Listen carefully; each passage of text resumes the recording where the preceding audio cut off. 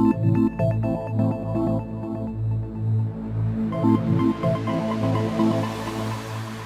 sure it's performing right.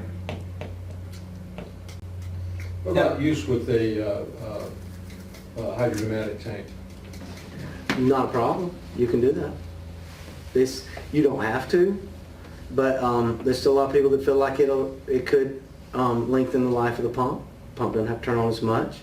The pump could potentially use a little less power because it does pull a little bit more during that startup. So it could be slightly more efficient with the tank.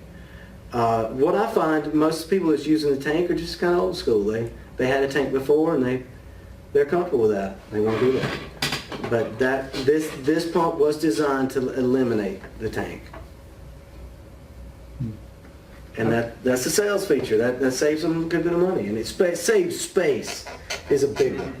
I did run across an application where they were providing water for just like a outhouse, like a multi-toilet bathroom in like a campground kind of thing. Yeah. And they installed those, what do you call them, with the hyper flush? You push the button on the top and Dual flush? Oh, what do they call it? I know what you're talking about. anyway, it sucks like big water in a hurry. Right. And the pumps would kick on. Because it was taking so much water that fast, they didn't have time to sense it. The pump... It was on and off. Right. Oh, okay. So using the tank would work. A 1 gallon expansion tank. You're right. Was all it took to have enough water to run to the toilet when it got flushed.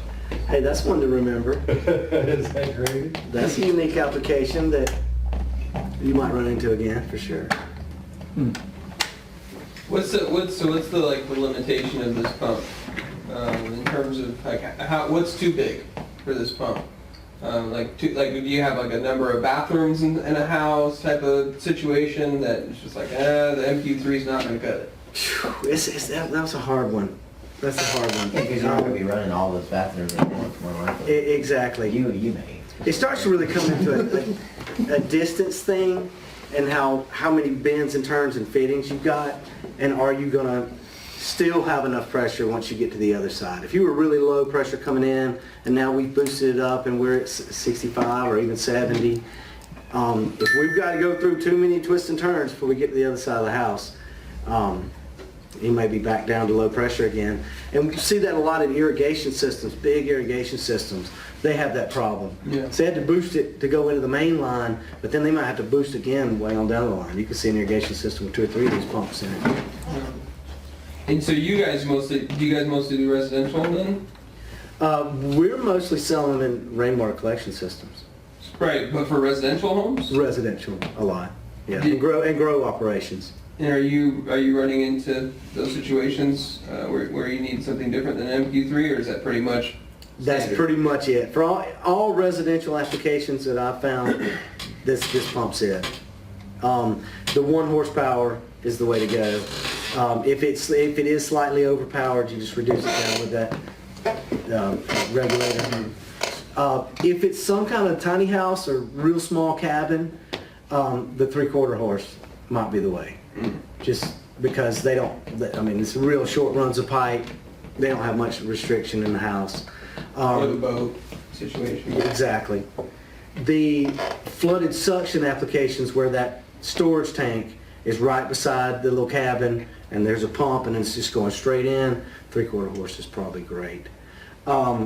We talked about how the 35 builds 35 PSI on top of what's coming in. The 45 builds 45 on top of what's coming in.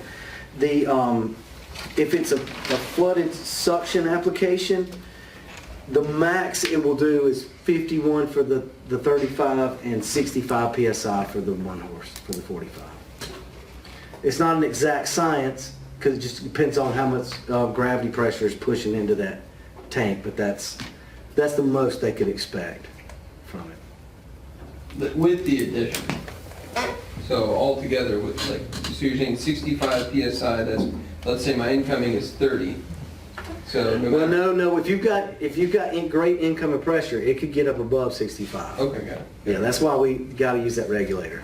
Got it. He's talking about But- if you have a 200-gallon storage tank and you're connected right to the bottom of that tank, you really don't have much head. Let's say the tank is down to the last third. Yeah. It will produce, what'd you say it was? It could build 65. 65, just pulling out of the tank and pushing it out. Got it. What kind of sediment can go through the pump? Like, do we have to have any pre-filters before that? It's not a bad idea. You can push some sediment through this. We have found that sometimes if it's super low sediment and you're really just wanting to not get it in the house, you can let it pass through the pump and then put cartridges after the pump. The reason is that if those cartridges aren't changed and they get really restricted, it starts to put pressure and cause problems on the pump. So if it's super small particles, I'd let them pass through and catch them on the other side. Just because people just are not good with maintenance and they'll let it build up. I had one question. We said the draw was 20 feet, the push-up as far as straight up in the air is 49 feet. What would be a good guesstimate as far as lengthwise? Like you mentioned, that one house was 200 feet. What do you think is a good? I know obviously that's That was uphill, too. a wow factor, but what would you Yeah. think? What would you feel? When are comfortable? we starting to be like oversized? Correct, yeah. Like as far as like if they're like in his application, pumping it up to his house, what length would you think would be? I'd say, I don't know, 5 degrees. It's all speculative. It's hard to say that. It really It is. also depends on what they expect too, coming out of the faucet and shower, so. Yeah, it really does. I mean, I know I try to recommend get it to the house as close as you can. Absolutely, but Yeah. just as far as It's I've gonna- gotten that question. It's going to depend on what's coming in to the house. But let's just say there's no pressure to the house. It's an atmospheric tank. If they're pushing to the second story, and then in the second story they're trying to go 50 feet across, they're going to be low pressure. They're going to be 30 pounds or less when they get to that last outlet at 50 feet. That's just kind of all things I've seen. Gotcha. Okay. That's not doing And it. that's with the pump next to the house, or in the. Yeah, that would be the house. It's right in the crawl space, right there at the supply. Got it. Yeah. So just curious, so we sell Davy pumps as well. And I know like the Davy guy, if you ask him, he'll be like, oh, you know, ours has the stainless steel impeller and this and that. You know, they're slightly more expensive, but they're very similar between the two. We don't really sell a whole lot else other than these two. Yeah.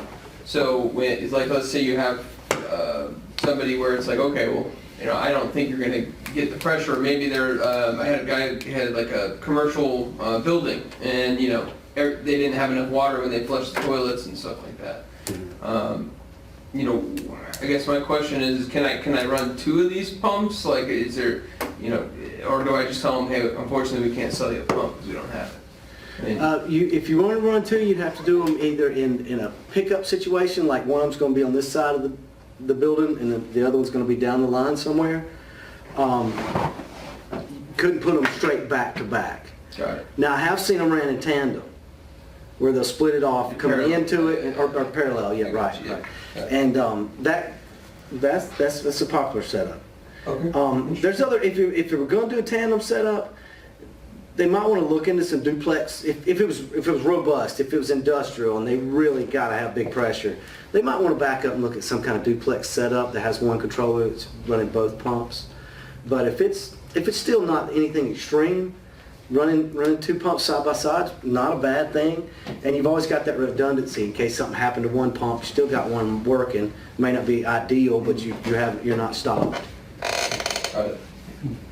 And that's I guess that's another thing to bring up too.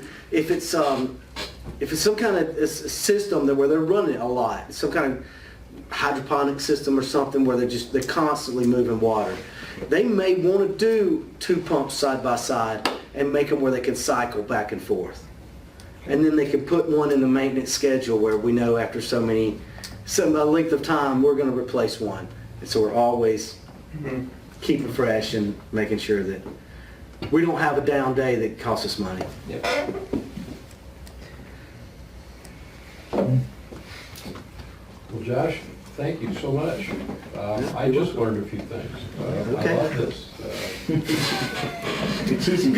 This is John's vacation. I'm feeling better about myself now. That's great. I learn something all the time. I learn something every day. And I appreciate your approach with this. The way you did it was awesome. Okay. And I'll tell you, and don't go to your head, but I think it's the best pump training we've had. I agree. Yeah. Oh, really? You're here. You're here. Okay. Thank you very much. I There it appreciate is. that. There it is. Yeah.